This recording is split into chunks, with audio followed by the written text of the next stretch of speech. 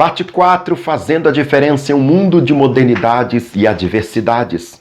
O texto base da nossa informação é 1 Timóteo 3,11, Efésios 4, do 11 ao 16 e 2 Timóteo 3, 16 ao 17. O obreiro aprovado.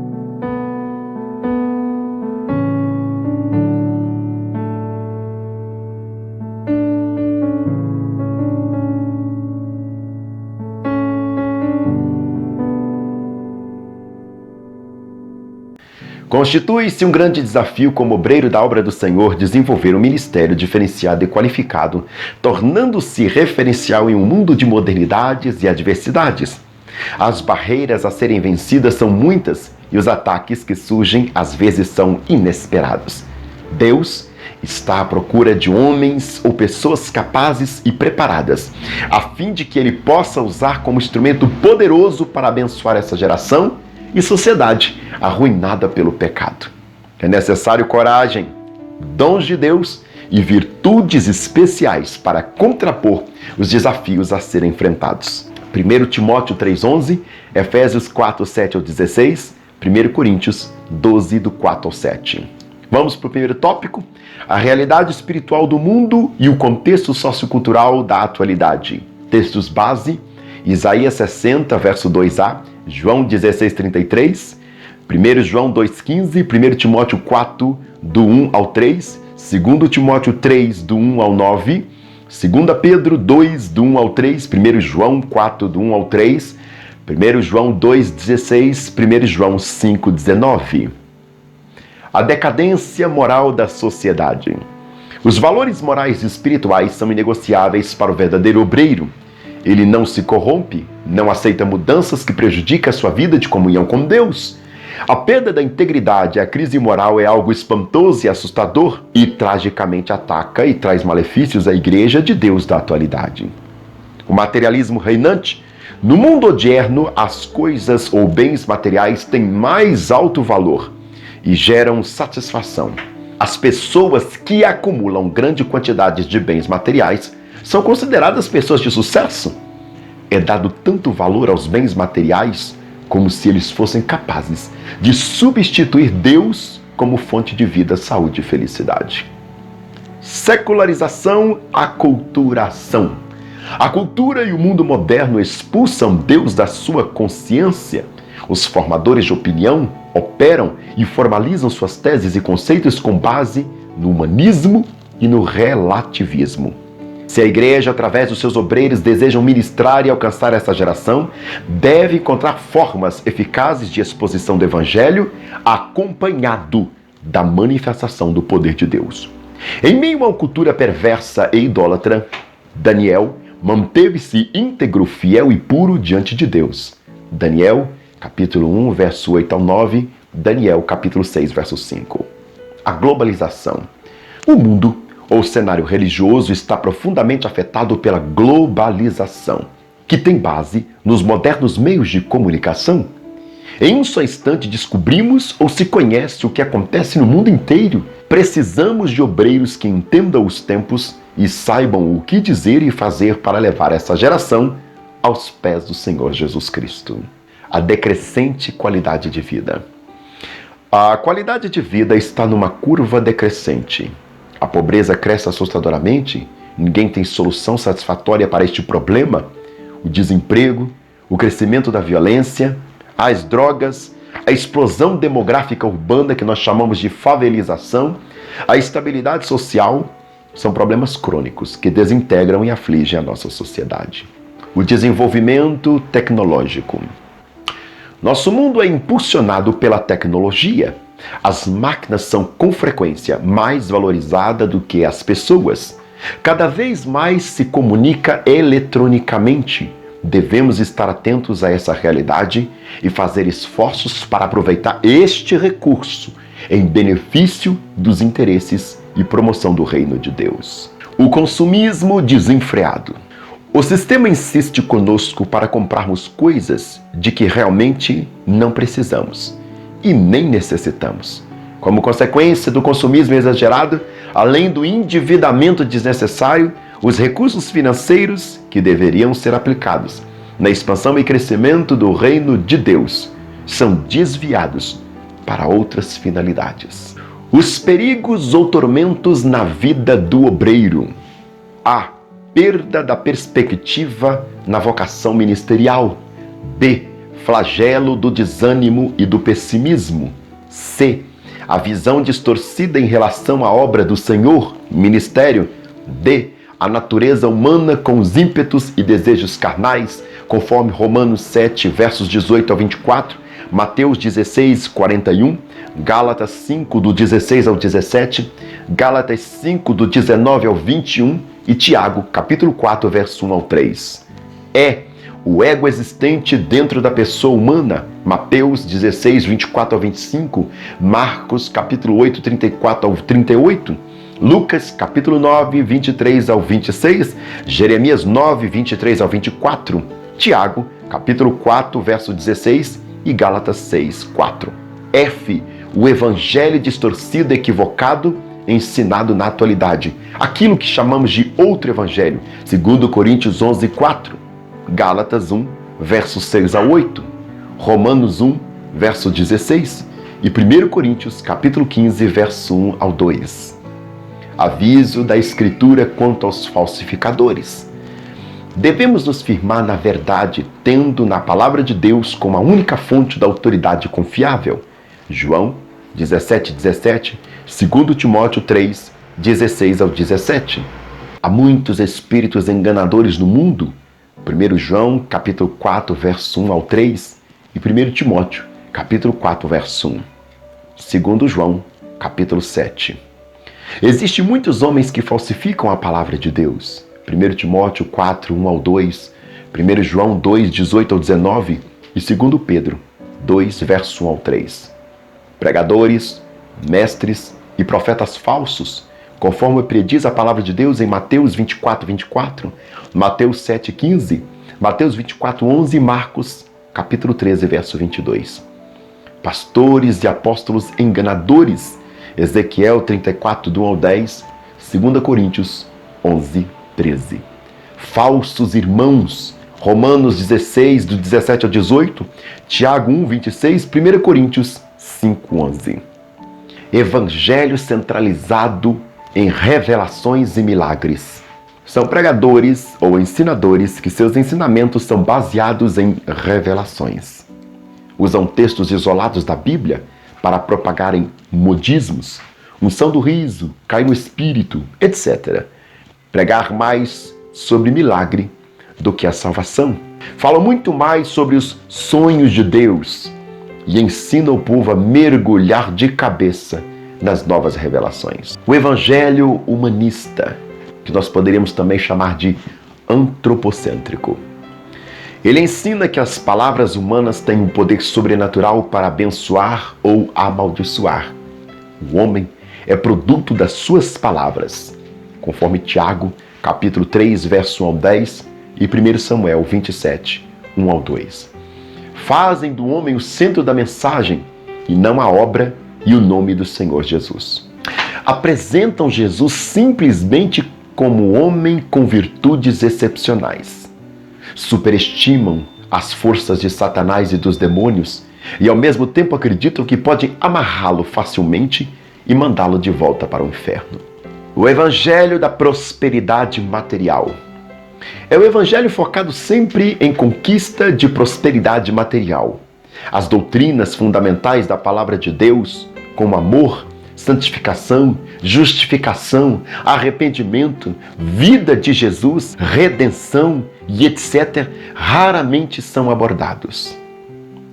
O evangelho ecumênico ensinam que as religiões devem se unir, pois todas elas têm algo em comum. Isto é o que importa para Deus.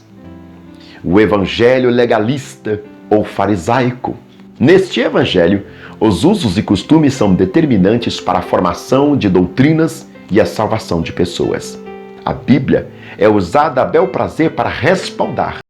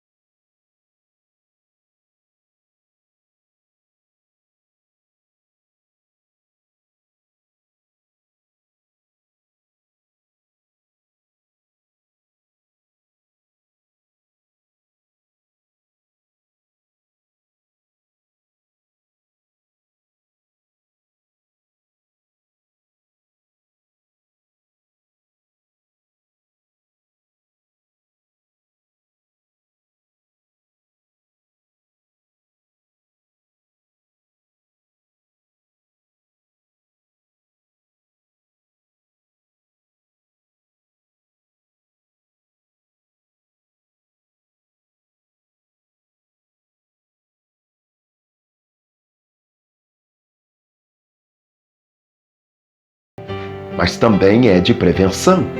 É importante discernir a aplicação da fé. F. Não pule etapas. 1 Coríntios 3,6, Eclesiastes 3, 1 a 8. Todas as coisas têm o seu tempo determinado. Não adianta ficar atropelando as coisas para tentar lograr algum sucesso. Basta entender que no tempo de plantar, o chão está vazio. Não se vê muita coisa, mas tem semente. G. Tenha sempre algo bom para oferecer. Atos 6:8. O obreiro não pode ser vazio, nem para ele mesmo, nem para os outros, porque sua liderança deve ser contagiante. Por isso é necessário ter uma vida íntima com Deus, para sempre possuir algo a oferecer. H. Seja digno de confiança. Amós 3:7. Deus tem segredos a serem revelados, mas só homem digno de confiança. Nós, seres limitados e carentes de ajuda e sustentação, também temos os nossos segredos a serem ditos em busca de amparo. Mas para isso, precisamos de obreiros dignos de confiança. E cuide da sua dignidade. Provérbios 22, verso 1.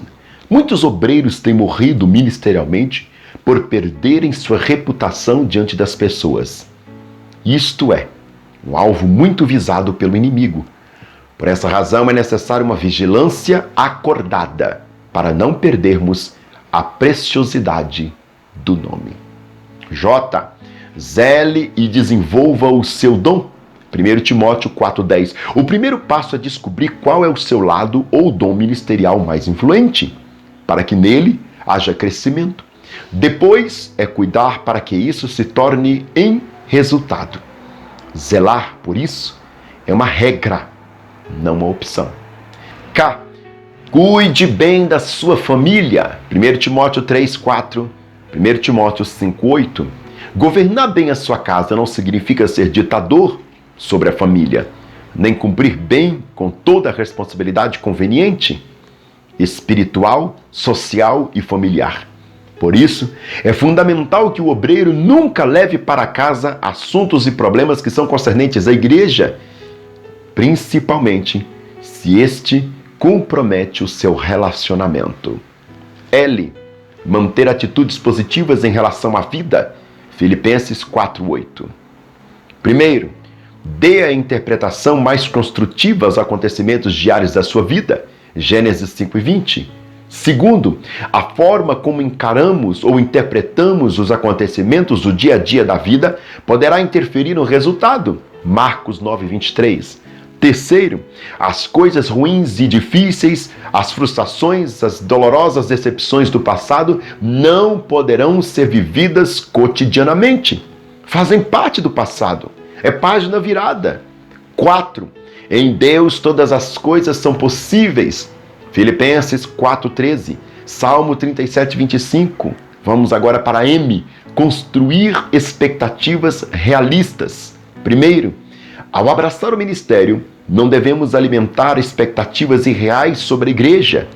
Segundo, mantenha idealismo, a visão aguçada e fervorosa, porém com equilíbrio.